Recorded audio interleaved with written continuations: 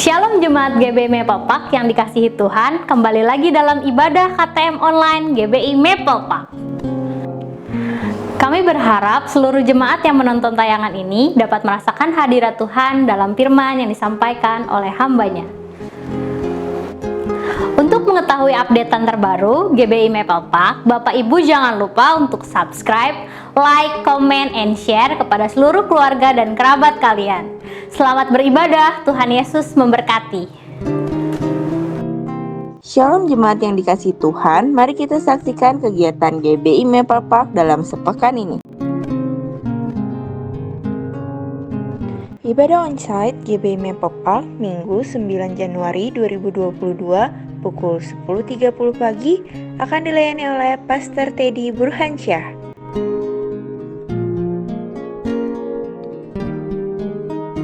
Untuk jemaat yang ingin didoakan secara khusus dapat menghubungi di nomor berikut ini. Untuk kegiatan GBI Maplepark, Bapak Ibu dapat melihat sosial media kami di slide berikut ini.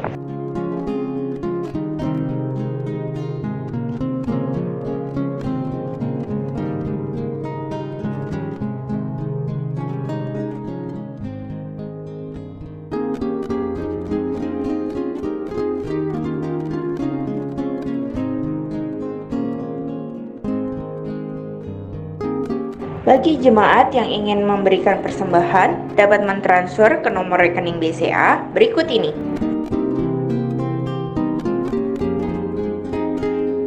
Demikianlah info news GBI Maplepark sepekan ini. Mari kita siapkan hati untuk memulai ibadah KTM pada hari ini. Tuhan Yesus memberkati. Mazmur 91. Dalam lindungan Allah. Orang yang duduk dalam lindungan yang maha tinggi dan bermalam dalam naungan yang maha kuasa akan berkata kepada Tuhan, tempat perlindunganku dan kubu pertahananku, Allahku yang kupercayai. Sungguh dialah yang akan melepaskan engkau dari jerat penangkap burung, dari penyakit sampar yang busuk. Dengan kepaknya ia akan menundungi engkau, di bawah sayapnya engkau akan berlindung. Kesetiaannya ialah perisai dan pagar tembok. Engkau tak usah takut terhadap kedahsyatan malam, terhadap panah yang terbang di waktu siang, terhadap penyakit sampar yang berjalan di dalam gelap, terhadap penyakit menular yang mengamuk di waktu petang. Walau 1.000 orang rebah di sisimu dan 10.000 di sebelah kananmu, tetapi itu tidak akan menimpamu. Engkau hanya menontonnya dengan matamu sendiri dan melihat pembalasan terhadap orang-orang fasik. Sebab Tuhan ialah tempat perlindunganmu, yang maha tinggi telah kau buat tempat perteduhanmu. Malapetaka tidak akan menimpa kamu, dan tulah tidak akan mendekat kepada kemahmu. Sebab malaikat-malaikatnya akan diperintahkannya kepadamu untuk menjaga engkau di segala jalanmu. Mereka akan menatang engkau di atas tangannya, supaya kakimu jangan terantuk kepada batu. Singa dan ular tedung akan kau langkahi. Engkau akan menginjak anak singa dan ular naga. Sungguh hatinya melekat kepadaku, maka aku akan meluputkannya. Aku akan membentenginya, sebab ia mengenal namaku. Bila ia berseru kepadaku, aku akan menjawab. Aku akan menyertai dia dalam kesesakan. Aku akan meluputkannya dan memuliakannya. Dengan panjang umur akan kukenyangkan dia, dan akan kuperlihatkan kepadanya keselamatan daripadaku. Amin. Pentakosta ketiga. 1. Pentakosta ketiga adalah pencurahan Roh Kudus yang dahsyat di zaman ini, melebihi yang terjadi di Azusa Street. 2. Pentakosta ketiga akan mengakibatkan penuaian jiwa yang terbesar dan yang terakhir sebelum Tuhan Yesus datang kembali.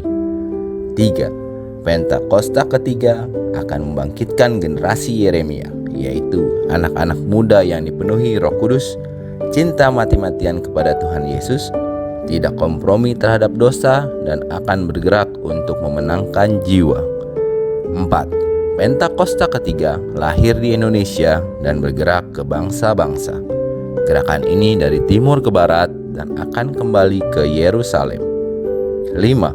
Pentakosta ketiga akan memberikan kuasa untuk menyelesaikan amanat agung, dan setelah itu Tuhan Yesus datang kembali.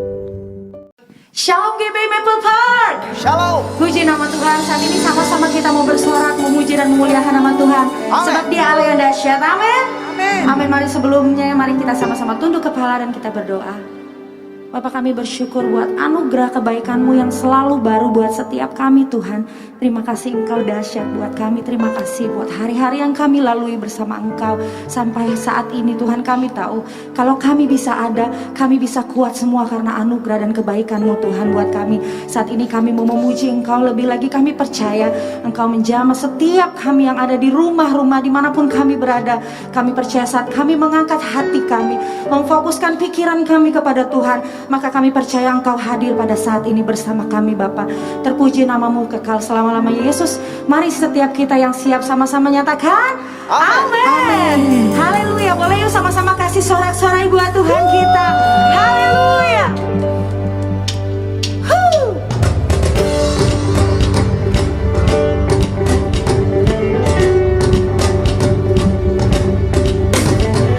Sebelum dunia ini ada, kuasa-Mu telah terbentang. Sepanjang sejarah manusia, tak ada yang sanggup menyangkali. Kau Alfa Omega, Tuhanku luar biasa. Perbuatan-Mu heran, dulu sekarang selamanya.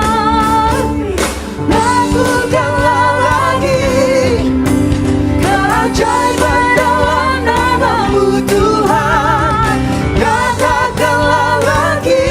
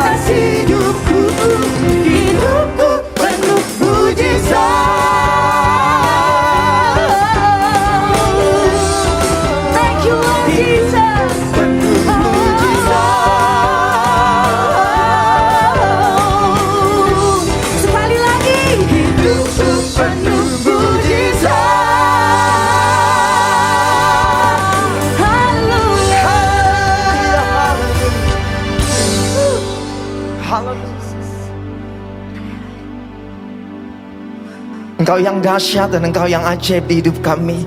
Kami tahu bahwa hidup kami adalah bukti kebaikan Tuhan. Sampai hari ini kami adalah dalam pemeliharaan Tuhan yang sempurna. Anugerah-Mu ajaib. Dan setiap kami datang dengan kerinduan yang sama untuk boleh mengalami perjumpaan dengan Engkau. Karena kami tahu setiap kali kami ada di hadirat-Mu, hadirat-Mu dapat dan sanggup untuk mengubahkan kami. Amin. Di hadirat-Mu, setiap kami yang menanti-nantikan Engkau, setiap kami akan dipulihkan. Dan kami buka hati kami, dan kami nyatakan, datanglah kerajaan-Mu, dan jadilah kehendak-Mu di dalam nama Tuhan Yesus. Haleluya.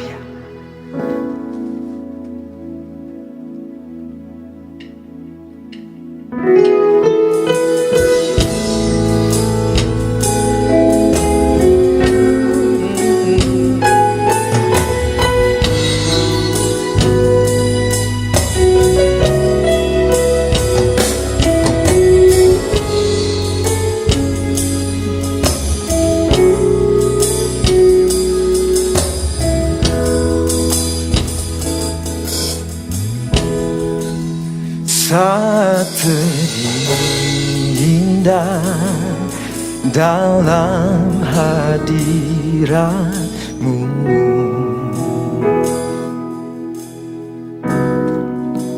rasakan kasih dan anugerah-Mu Tuhan.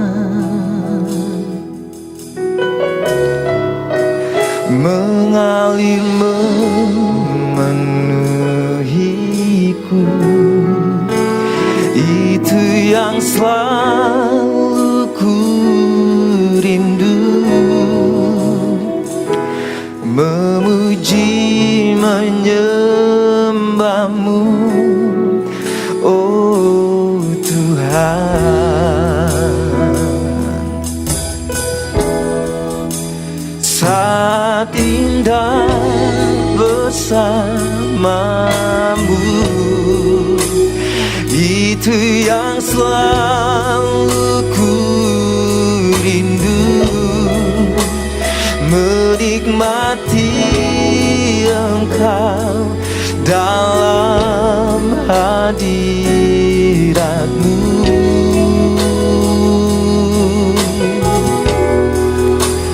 Kaulah dambaan hidupku, Kaulah satu di hatiku. Ku ingin Kau lebih dari segalanya.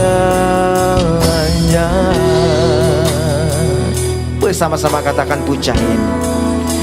Saat terindah dalam hadirat-Mu,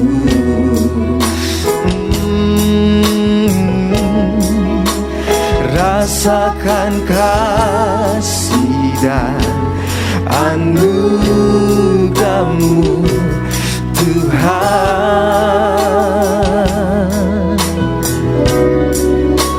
Mengalir memenuhiku, itu yang selalu ku rindu. Memuji menyembah-Mu, oh Tuhan. Oh, saat indah bersama-Mu, itu yang selalu ku rindu. Menikmati Engkau dalam hadirat-Mu.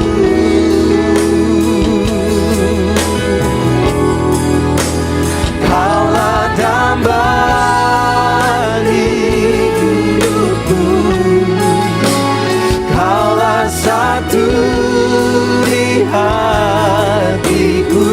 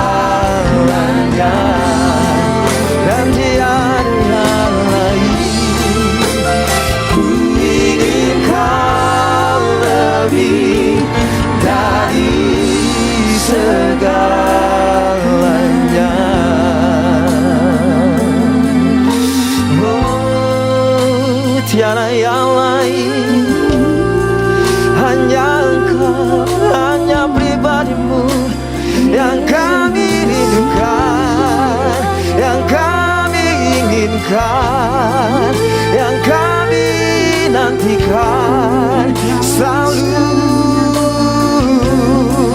Kaulah segalanya, kaulah segalanya. Tiada yang lain, hanya Engkau, oh Tuhan.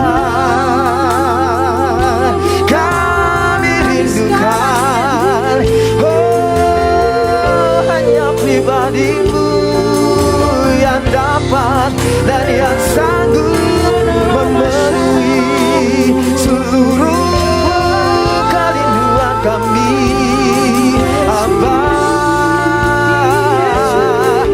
Oh, haleluya, haleluya. Seperti rusa yang merindukan akan aliran sungai-Mu, demikianlah jiwaku merindukan Engkau, Tuhan. Oh, satu-satunya, satu-satunya yang kami perlukan, satu-satunya Allah hidupku.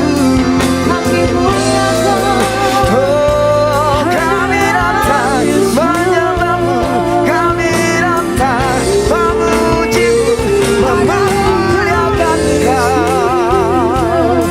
dengan segenap hati kami, dengan segenap hidup kami, dengan segenap jiwa kami, menyatakan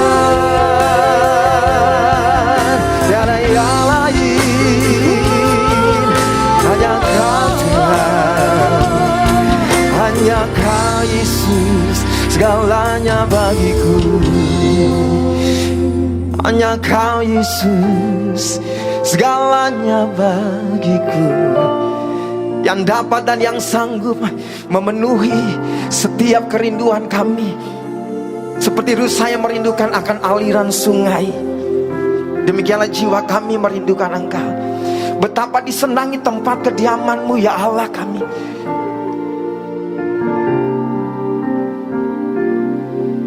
Jiwa kami hancur karena merindukan akan pelataran, merindukan akan hadirat-Mu, merindukan lawatan-Mu, merindukan jamahan-Mu. Mari yang merindukan Tuhan, angkat dua tangan kita sebentar. Mari luangkan waktu 1-2 menit ke depan. Korasyakan tanah. Ada banyak hal yang Tuhan sudah nyatakan di hidup kita, dan bagian ini, waktu ini, biar kita boleh datang dengan meresponi semua kebaikan Tuhan. For the Lord is good and His mercy endureth forever. Oh yes you are, oh yes you are. Sebab Tuhan itu baik, bahwasanya itu selamanya, kasih setianya tiada berubah, selalu baru, selalu baru.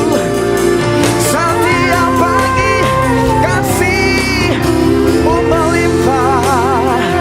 Oh, rahmat-Mu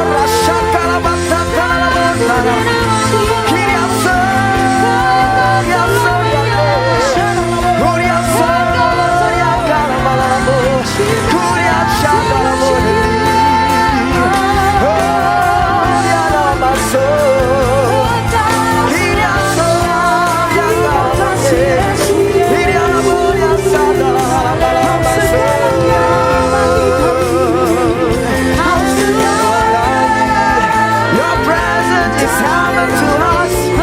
Your presence is heaven to me. Hadiratmu segalanya bagi kami. Hadiratmu itu yang kami inginkan. Melawan sesuatu yang hanya terjadi atas kami.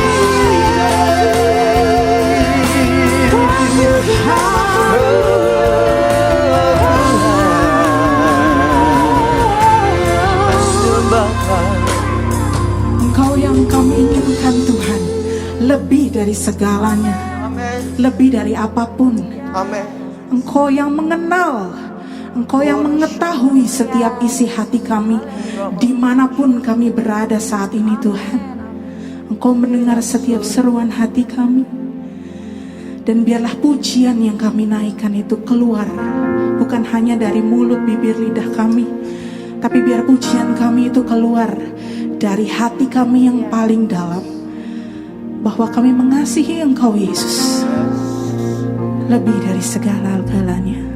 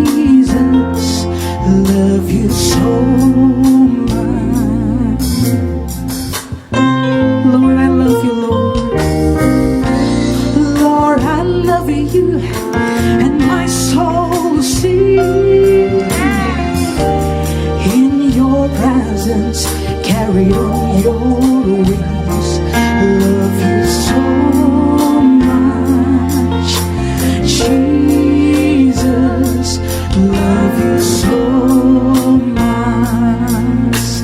Oh my soul, how my soul longs for you, longs to worship you forever.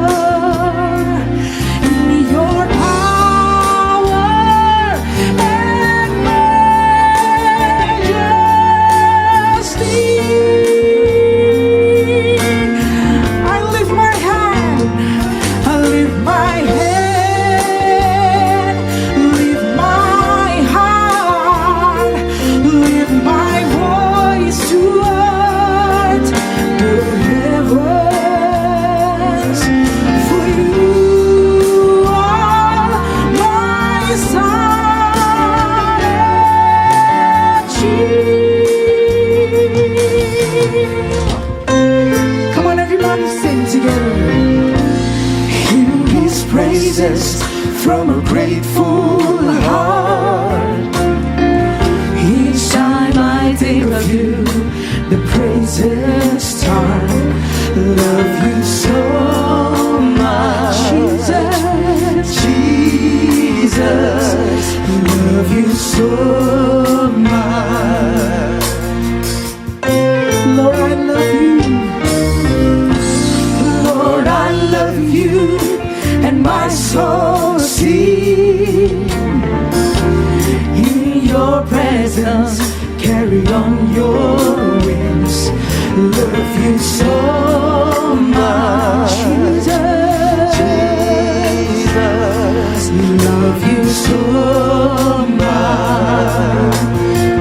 How my soul longs for you. How my soul longs for you. Worship you forever in your power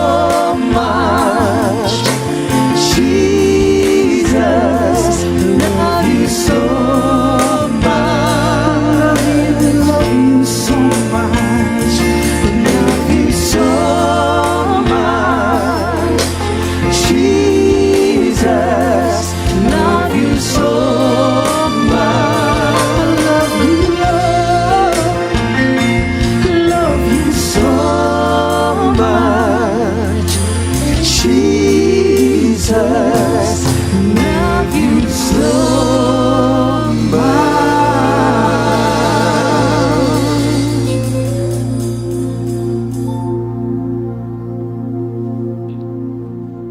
Shalom, selamat jumpa jemaat Tuhan.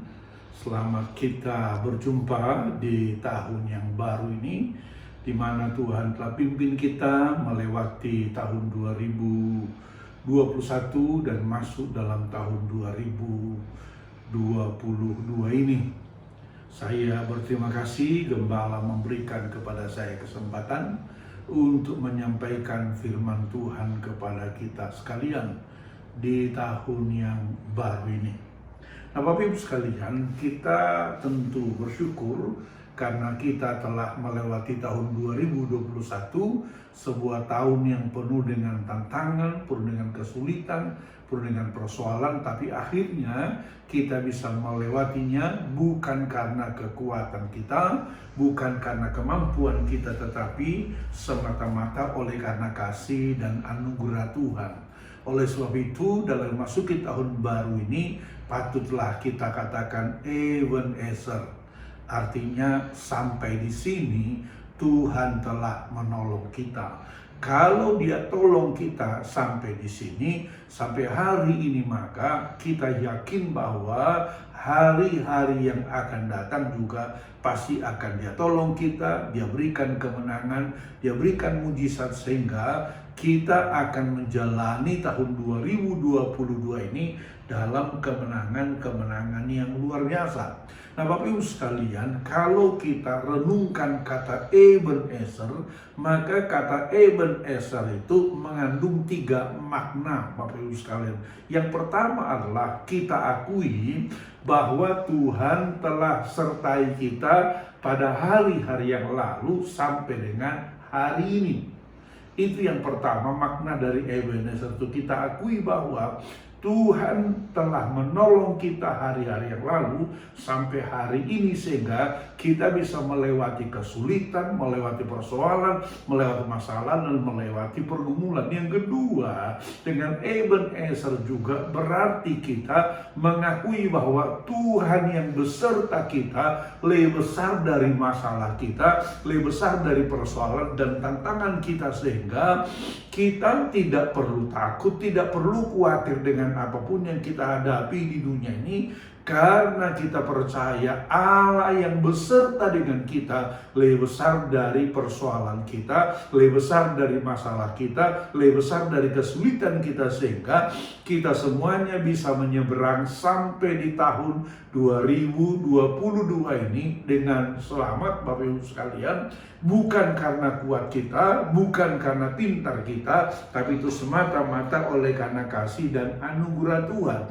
Tapi Ebenezer juga berarti kita yakini juga bahwa kalau Tuhan tolong kita hari-hari yang lalu, maka kita yakin juga Dia pasti akan tolong kita pada hari-hari yang akan datang. Bahkan di tahun yang baru ini Dia akan berikan kepada kita kemenangan-kemenangan yang luar biasa. Nah, Bapak Ibu sekalian, dalam menjalani tahun baru seperti ini, tentu masing-masing kita punya kerinduan, punya rencana, punya harapan di tahun yang baru ini. Nah, sebagai orang-orang percaya, apa kira-kira yang perlu kita lakukan dalam merencanakan segala sesuatu supaya kerinduan kita tercapai, cita-cita kita tercapai, target kita tercapai? Nah, kalau Bapak Ibu sekalian lihat dalam kitab Yakobus, maka Yakobus memberikan kepada kita sebuah nasihat yang luar biasa. Untuk itu saja kita buka kitab, kita akan baca firman Tuhan yang terdapat dalam Yakobus pasal yang keempat, ayatnya yang ke-13 sampai dengan ayatnya yang ke-17. Yakobus pasal 4 ayatnya yang ke-13 sampai dengan ayatnya yang ke-17. Mari Bapak Ibu sekalian buka Alkitabnya. Kita akan baca firman Tuhan ini bersama-sama. Saudara baca di tempat saudara masing-masing. Saya akan baca dari depan sini supaya kita semuanya sama-sama dapat berkat dari pembacaan firman Tuhan. Dari firman Tuhan yang dalam Alkitab kita diberi judul di sana, sana, jangan melupakan Tuhan dalam perencanaan. Dari judul ini Bapak Ibu sekalian, maka Tuhan sebetulnya menginginkan agar engkau merencanakan sesuatu, dan ketika engkau merencanakan sesuatu di tahun 2022 ini, Tuhan ingin agar engkau melibatkan Tuhan dalam perencanaanmu. Saya akan bacakan kepada kita, demikianlah firman Tuhan. Yakobus pasal 4 ayatnya yang ke-13 sampai dengan ayatnya yang ke-17. Saudara baca dari Alkitab saudara di rumah saudara masing-masing, demikianlah firman Tuhan. Jadi sekarang hai kamu yang berkata, hari ini atau besok kami berangkat ke kota Anu, dan di sana kami akan tinggal setahun dan berdagang serta mendapat untung. Sedang kamu tidak tahu apa yang akan terjadi besok. Apakah arti hidupmu? Hidupmu itu sama seperti uap yang sebentar saja kelihatan lalu lenyap. Sebenarnya kamu harus berkata, jika Tuhan menghendakinya, kami akan berbuat ini dan itu. Tetapi sekarang kamu memegahkan diri dalam congkakmu, dan semua kemegahan yang demikian adalah salah. Jadi jika seorang tahu bagaimana ia harus berbuat baik, tetapi ia tidak melakukannya, ia berdosa. Nah, Bapak Ibu sekalian, dari firman Tuhan yang dituliskan oleh Rasul Yakobus kepada kita, maka di sana dikatakan bahwa kita tidak boleh melupakan Tuhan dalam perencanaan kita. Kita harus melibatkan Tuhan dalam perencanaan kita masing-masing. Jadi saudara, ketika kita memasuki tahun yang baru seperti ini, pastikan masing-masing kita membuat rencana. Misalnya saya pengen membelikan rumah, misalnya saya pengen memperbesar perusahaan, misalnya saya pengen mengembangkan pelayanan, misalnya saya akan beli mobil, misalnya saya akan beli aset dan lain sebagainya. Semuanya itu Bapak Ibu sekalian tentu adalah sesuatu yang sangat bagus, karena Tuhan juga ingin agar engkau, agar saya, kita berkembang dalam hidup ini. Tetapi yang Tuhan nasihatkan kepada kita adalah ketika engkau membuat rencana, jangan melupakan Tuhan dalam perencanaan. Maksudnya apa? Libatkan Tuhan dalam perencanaan hidup saudara. Libatkan Tuhan dalam perencanaan rumah tangga saudara. Libatkan Tuhan dalam perencanaan pengembangan usaha saudara. Alkitab ini mengatakan paling tidak ada 3 alasan kenapa kita harus melibatkan Tuhan dalam perencanaan hidup kita. Yang pertama dikatakan di sana Bapak Ibu sekalian, sedang kamu tidak tahu apa yang akan terjadi besok. Jadi kita perlu melibatkan Tuhan dalam perencanaan hidup kita, perencanaan rumah tangga kita, perencanaan pengembangan perusahaan kita, perencanaan pembelian aset kita, dan lain sebagainya. Alkitab bilang di sini, karena kamu tidak tahu apa yang akan terjadi besok. Saya kira kita semua Bapak Ibu sekalian paham, mengerti, dan juga tahu bahwa betul kita ini hanya menguasai 2 waktu, yaitu masa lalu dan masa kini. Masa depan itu tidak ada yang tahu. Nggak ada yang tahu. Sementara kita sebetulnya merencanakan masa depan, bukan merencanakan masa lalu yang sudah kita lewati, bukan merencanakan masa kini yang sudah kita jalani, tapi kita merencanakan masa depan. Dan masa depan itu kita bilang di sini, kita tidak tahu. Jadi sangat wajarlah Bapak Ibu sekalian kalau apa? Kalau kita melibatkan Tuhan dalam perencanaan supaya Dia tuntun kita kepada rencana yang indah itu. Dia tuntun kita kepada hari depan yang penuh harapan itu. Dia tuntun kita kepada kemenangan-kemenangan yang ada di depan. Karena kalau kita tidak libatkan Tuhan dalam perencanaan hidup kita, bisa-bisa nanti kita salah merencanakan sesuatu. Dan kalau kita salah merencanakan sesuatu, orang bijak bilang, seseorang yang salah merencanakan sesuatu atau seseorang yang gagal merencanakan sesuatu sama dengan merencanakan kegagalan. Seseorang yang gagal merencanakan sesuatu, maka dia gagal untuk meraih sesuatu itu. Padahal kita bilang di sini kita nggak tahu apa yang terjadi besok. Jadi dengan demikian yang pertama kita harus melibatkan Tuhan. Kenapa tadi? Kita nggak tahu apa yang terjadi besok. Dan kalau kita libatkan Tuhan, Dia akan bawa kita kepada kehendak dan rencananya. Dan kita tahu bahwa kehendak dan rencananya adalah kehendak dan rencana yang luar biasa bagi setiap kita.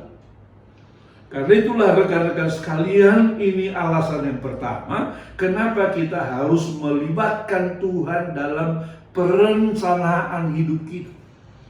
Karena kita tidak tahu apa yang akan terjadi besok. Tetapi Tuhan tahu apa yang akan terjadi besok. Bahkan bukan cuma tahu, Alkitab bilang Dialah yang merencanakan sesuatu yang indah bagi setiap kita. Dia berkata, aku ini mengetahui rancangan-rancangan apa yang ada padaku mengenai kamu. Dia bilang bukan rencana kecelakaan, bukan rencana kegagalan, bukan rencana kesulitan, tapi dia katakan tetapi rencana masa depan yang penuh harapan. Tapi tentu Bapak Ibu sekalian, supaya kita sampai kepada rencana Tuhan, yaitu masa depan yang penuh harapan itu, kita harus bilang sama Tuhan begini, Tuhan, bawa saya kepada rencana itu. Bawa saya kepada rencana yang penuh dengan harapan itu. Maka Dia akan bawa engkau, Dia akan bawa saya, Dia akan bawa kita. Kalau apa? Kalau kita libatkan Tuhan dalam perencanaan kita dan kita mau menjalani apa yang Tuhan inginkan itu. Walaupun kadang-kadang tentu untuk sampai pada tujuan Tuhan itu tidak seperti membalik tangan. Contoh yang sangat jelas kita bisa di Alkitab. Ketika orang Israel diperbudak di Mesir, maka kehendak Tuhan adalah membawa mereka dari Mesir masuk ke tanah Kanaan, sebuah negeri yang berlimpah-limpah susu dan madu. Tapi tentu untuk sampai ke tanah Kanaan itu tidak seperti membalik tangan. Mereka harus menjalani sebuah proses. Mereka harus menjalani perjalanan yang sangat panjang. Dalam menjalani proses dan perjalanan yang panjang itu, mata mereka harus apa? Tertuju kepada Tuhan melalui tiang awan dan tiang api yang Tuhan tempatkan menyertai mereka pada saat itu. Bayangkan misalnya Bapak Ibu sekalian, kalau tiang awannya mengarah ke sana, tapi orang Israelnya misalnya mengarah ke sana, akan terjadi saudara, mereka tidak akan sampai kepada kehendak Tuhan. Bayangkan misalnya tiang apinya mengarah ke sana, tapi orang Israelnya misalnya katakanlah pergi ke sana, apa yang terjadi? Mereka tidak akan sampai kepada kehendak Tuhan. Nah demikian juga dengan kita. Harus melibatkan Tuhan dalam perencanaan, bahkan juga dalam perjalanan hidup kita, supaya Dia bawa kita kepada kehendak dan rencana Tuhan. Karena setiap ketidaktaatan akan menyebabkan penundaan terhadap penggenapan janji Tuhan. Sekali lagi, setiap ketidaktaatan akan menyebabkan penundaan penggenapan janji Tuhan. Saya kira itu yang kita pelajari dari orang Israel, Bapak Ibu sekalian. Menurut para arkeolog, seyogianya orang Israel dari Mesir ke tanah Kanaan itu hanya membutuhkan 120 hari perjalanan. 120 hari perjalanan. Tapi mereka harus menjalani itu lama sekali. Kenapa saudara? Karena di jalan mereka seringkali tidak taat. Di jalan mereka seringkali tidak dengar benaran. Makanya di tahun yang baru ini ambil komitmen yang pertama, libatkan Tuhan dalam perencanaanmu. Kenapa? Yang pertama saya katakan tadi, karena kita tidak tahu apa yang akan terjadi besok. Itu alasan yang pertama. Alasan yang kedua, Bapak Ibu sekalian, kenapa kita harus melibatkan Tuhan dalam perencanaan hidup kita? Alkitab bilang karena hidup kita ini sebetulnya hanya seperti uap yang sebentar saja kelihatan lalu lenyap. Dikatakan dalam ayat yang ke-14 tadi itu, sebenarnya dikatakan di sana tadi ayat 14, sedang kamu tidak tahu apa yang akan terjadi besok. Apakah arti hidupmu? Dikatakan di sana, hidupmu itu sama seperti uap yang sebentar saja kelihatan lalu lenyap. Hidup kita ini gak kekal. Hidup kita ini dikatakan hanya sebentar saja. Hanya seperti uap saja yang sebentar kelihatan lalu lenyap. Saya kira pengalaman pandemi selama 2 tahun ini membuat kita makin sadar bahwa betul hidup manusia itu cuma seperti uap saja. Betapa kita lihat teman-teman kita, sahabat-sahabat kita yang masih bersama dengan kita sebelumnya, tiba-tiba sudah nggak ada lagi setelah mereka terpapar COVID dan akhirnya meninggal dunia. Padahal sebelumnya misalnya kita kenal orang itu orang yang sehat-sehat, kita kenal orang itu orang yang sangat disiplin menjaga pola hidup, pola makan, menjaga kesehatan. Tapi tiba-tiba oleh karena COVID, dia terpapar COVID dan akhirnya meninggal dunia. Hidup manusia cuma seperti uap saja yang sebentar saja kelihatan lalu lenyap. Bukan cuma itu, kita lihat juga ada banyak penyakit-penyakit yang terjadi hari-hari ini. Sehingga ada kawan-kawan kita yang tidak terpapar COVID tapi meninggal dunia karena serangan jantung, karena berbagai penyakit yang lain, Bapak Ibu sekalian. Mungkin tekanan hidup ini membuat daya tahan atau pemicu timbulnya berbagai penyakit dalam hidup mereka, akhirnya meninggal dunia. Semuanya ini menyadarkan kita bahwa apa? Bahwa hidup manusia itu cuma seperti uap saja. Apa maksudnya ini? Maksudnya adalah begini, sebagus apapun rencana saudara, seindah apapun rencana saudara, sehebat apapun rencana saudara, tapi kalau tiba-tiba saudara meninggal, nggak ada gunanya rencana yang bagus itu. Nggak bisa direalisasikan rencana yang indah itu kalau apa? Kalau kita sudah meninggal dunia. Makanya kita bilang kita harus melibatkan Tuhan dalam perencanaan hidup kita. Kenapa dikatakan di sana? Karena hidup kita itu cuma seperti uap saja, sebentar kelihatan lalu lenyap. Makanya kita juga mesti berdoa supaya Tuhan terus jagai kita, terus lindungi kita, terus pelihara kita, terus proteksi kita dari maut yang ada di sekitar kita, dari tantangan di sekitar kita, sehingga kita bisa lolos dari kesulitan, dari tantangan, dan dari persoalan yang kita hadapi. Ini alasan yang kedua kenapa kita harus melibatkan Tuhan dalam perencanaan hidup kita. Yang pertama tadi, kita tidak tahu apa yang akan terjadi besok. Yang kedua, kita bilang hidup kita cuma seperti uap saja, sebentar kelihatan lalu lenyap. Alasan yang ketiga, Bapak Ibu sekalian, jelas kita perlu melibatkan Tuhan dalam perencanaan hidup kita, karena hanya Tuhanlah yang bisa menjamin keberhasilan, menjamin kemenangan bagi setiap kita. Saudara jangan pernah berpikir bahwa engkau bisa melewati tantangan hidupmu. Saudara jangan berpikir misalnya saya cukup pintar, saya cukup hebat, pasti saya bisa melalui. Saya mau bilang kepadamu, sehebat apapun engkau, pasti ada orang yang lebih hebat dari engkau. Sepintar apapun engkau, pasti ada orang yang lebih pintar dari engkau. Sekuat apapun engkau, pasti orang yang lebih kuat dari engkau. Artinya adalah kalau kita hanya mengandalkan kekuatan kita, kepintaran kita, pengalaman kita, satu kali kita akan dihadapkan kepada sebuah kegagalan. Kenapa? Karena kita berhadapan dengan orang yang lebih pintar dari kita, lebih jago strateginya. Saya kira kita sudah lihat misalnya dalam sejarah di dunia ini bahwa ada banyak orang-orang hebat akhirnya gagal, saudara. Dikalahkan dan dipatahkan oleh orang hebat lainnya. Ada banyak orang-orang yang hebat dalam dunia ini, tetapi kemudian dikalahkan oleh orang hebat lainnya. Nah, dalam situasi semacam itu Bapak Ibu sekalian, kita belajar bahwa ternyata mengandalkan kekuatan kita tidak cukup.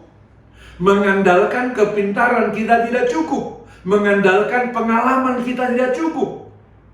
Kita harus andalkan Tuhan. Kenapa?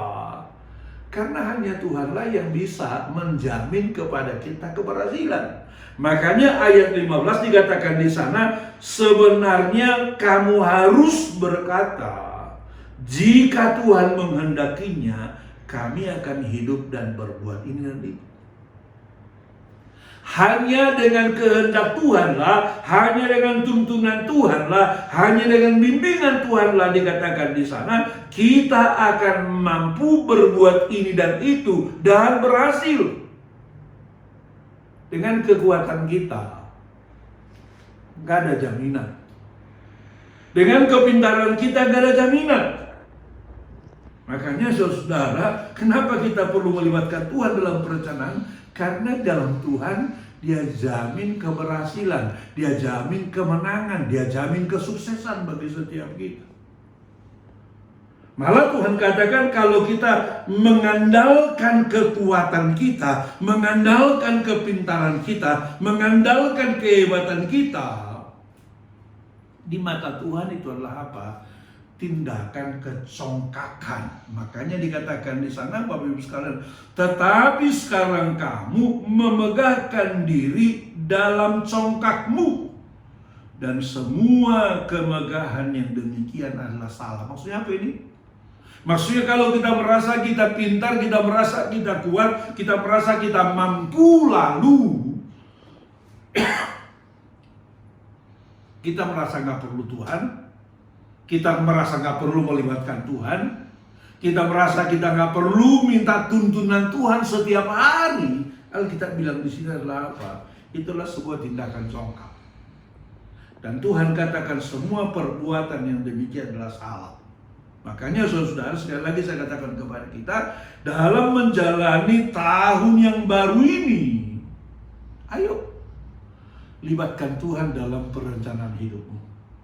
Sebelum lebih jauh kita melangkah di tahun 2022 ini, sebelum kita lebih jauh melakukan apa-apa yang menjadi program kita, apa-apa yang menjadi proyek kita, apa-apa yang menjadi kerinduan kita, doa sejenak kepada Tuhan. Katakan, Tuhan, ini kerinduan saya Tuhan. Menurut Tuhan bagaimana? Kalau Tuhan katakan anakku bukan yang ini yang betul, maka kita harus rendah hati berkata, baik Tuhan, saya akan lakukan apa yang Tuhan kehendaki. Baik Tuhan, saya akan lakukan apa yang Tuhan inginkan. Walaupun kadang-kadang mungkin Bapak Ibu sekalian, apa yang Tuhan katakan itu nggak selaras dengan rencana kita, pikiran kita, kebiasaan kita. Saudara ingat, ketika murid-murid Yesus gagal menjala ikan setelah semalam-malaman mereka menjala ikan, Alkitab mencatat pagi itu murid-murid Yesus kembali dari danau. Setelah mereka sampai di pantai, ternyata Yesus sudah ada di situ. Lalu Yesus tanya begini, anak-anak, adakah kamu punya lauk pauk? Mereka bilang tidak ada. Mereka gagal, mereka nggak nangkap ikan. Padahal kalau kita lihat di situ Bapak Ibu sekalian, murid-murid Yesus adalah penjala-penjala ikan profesional. Udah biasa mereka menjala ikan dan memang itulah pekerjaan mereka, itulah profesi mereka. Mereka bilang, nggak ada. Kami gagal nangkap ikan. Lalu Tuhan katakan, kalau gitu tebarkanlah jalamu ke sebelah kanan perahu. Tebarkanlah jalamu ke sebelah kanan perahu. Murid-murid bilang begini, Guru, telah semalam-malaman kami menebarkan jala di situ. Mereka bilang, telah semalam-malaman kami menebarkan jala di situ. Tapi mereka bilang, tetapi karena Engkau mengatakannya, kami akan lakukan juga. Lalu mereka tebarkan jala sebelah kanan perahu. Alkitab bilang ketika mereka tarik, mereka tidak lagi dapat menariknya saking banyaknya ikan itu. Saudara, saya mau katakan kepada kita, semalam-malaman kemarin mereka bukan kurang kerja keras, bukan kurang pintar, bukan kurang pintar. Kenapa sekarang tiba-tiba kok cuma sekali lempar jala mereka mendapatkan ikan yang begitu banyak sehingga mereka tidak bisa narik lagi jala itu? Di mana ikan itu semalam? Kenapa tiba-tiba ngumpul pagi itu di situ? Nah, dari sini kita belajar Bapak Ibu sekalian bahwa kita bekerja dalam pimpinan Tuhan dibandingkan dengan bekerja hanya dengan kekuatan kita, kepintaran kita, itu dampaknya sangat berbeda, saudara. Itu dampaknya sangat berbeda. Makanya saya katakan kepada kita memasuki tahun baru, tahun 2022 ini. Mari kita rubah paradigma kita. Kebetulan tahun ini tema gereja kita adalah paradigma baru. Telah sampaikan oleh Gembala Pak Niko. Harus kita terapkan paradigma baru dalam kita merencanakan hidup. Kalau dulu misalnya katakanlah kita hanya mengandalkan kepintaran kita, mengandalkan konsultan yang luar biasa. Sekarang waktunya kita mempraktekkan paradigma baru, yaitu apa? Salah satunya adalah libatkan Tuhan dalam perencanaan hidupmu. Libatkan Tuhan dalam perencanaan perusahaanmu, keluargamu, rumah tanggamu, pelayananmu, atau apa saja. Mulai dari duduk di bawah kaki Tuhan, lalu katakan, Tuhan, berbicara kepada kami. Beritahukan kepada kami apa yang akan kami lakukan dalam tahun 2022 ini. Nanti Tuhan akan berbicara kepadamu. Dan kalau engkau dengar-dengaran dan melakukan itu, percayalah kau akan lihat kemenangan yang luar biasa. Percayalah kau akan lihat mujizat yang luar biasa. Dia tidak akan biarkan engkau, dia akan sertai engkau, dia akan bimbing engkau, dia akan tuntun engkau sehingga kau akan sampai kepada keberhasilan yang luar biasa yang Tuhan siapkan bagi saudara. Karena itu sekali lagi saya katakan kepada kita, ayo kita libatkan Tuhan dalam perencanaan hidup kita.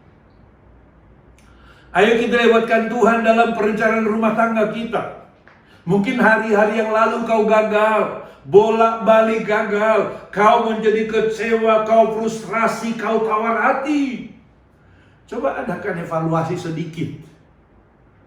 Jangan-jangan sebelum-sebelumnya kau hanya mengandalkan kekuatanmu.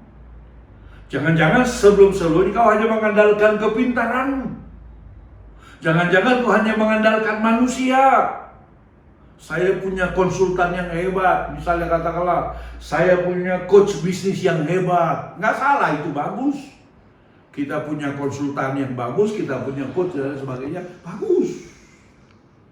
Tetapi konsultan kan tetap manusia. Coach kan tetap manusia. Mereka tetap manusia yang tidak tahu apa yang akan terjadi besok. Tapi kalau kita datang kepada Tuhan, Tuhan akan berbicara kepada kita, dia akan tuntun kita, dia akan bimbing kita. Maka kita akan lihat kemenangan-kemenangan yang luar biasa.